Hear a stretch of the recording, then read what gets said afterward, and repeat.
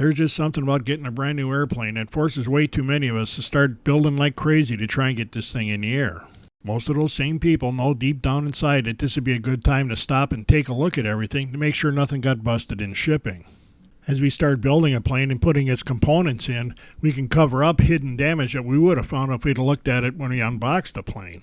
If we just blew right by something important that got broken on the way to us, we could lose this plane on the first flight. And before we start building anything, this would be a great time to get out the instruction manual and look that over. Many of the manuals have a list of parts that were supposed to come in the box. We can check that to be sure we actually have everything.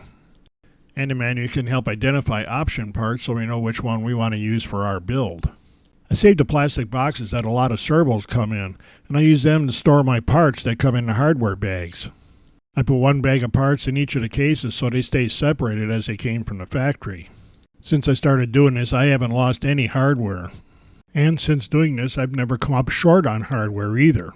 Most canopies have some sort of locating pins at the front end, and most canopies will start spitting these pins out if you don't glue them down every once in a while. And all those vibrations work on everything else in the canopy, and the rest of the airframe for that matter, so we start going over all of the glue joints with some thin CA. I always use thin CA for this because it'll soak in even around an existing glue joint that they did at the factory. I just put a few drops of thin CA on every joint that I can reach. Whenever possible, I try to get glue around the edges of the piece being glued or around the edges of the glue joint that's already there. Ideally, I get some of the CA to soak into the bare wood around the joints and stiffen up the entire area. Turning the fuse on its side gives us access to a whole new set of joints. Turning the fuse like this lets the glue soak in rather than run off. Another important area to pay attention to is this fiberglass sleeve through which the wing tube goes.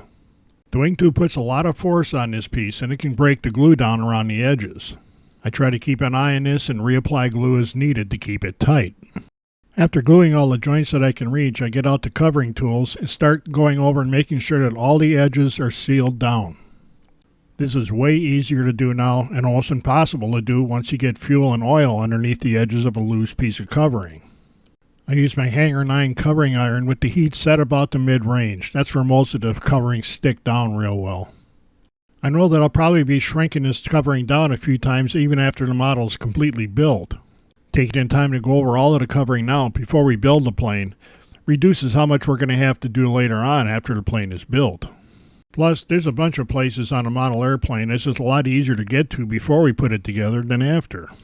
The beveled areas to either side of the hinge line are very easy to get to now, but way more difficult after the plane is assembled.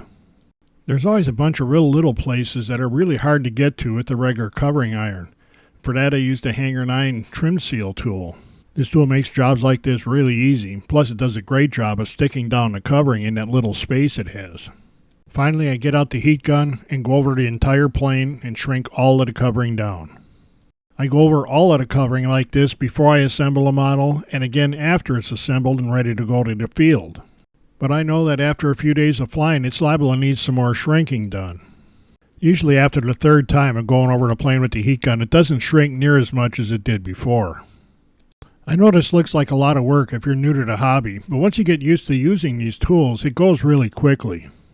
It also helps to have good covering tools so it does what you want it to the first time around. I've had the cheap covering tools and they just didn't hold up at all. Plus they were frustrating to use because I think the temperature is varying so much in them. For more on the covering tools that I use, look in the reviews section of flyingrc.net.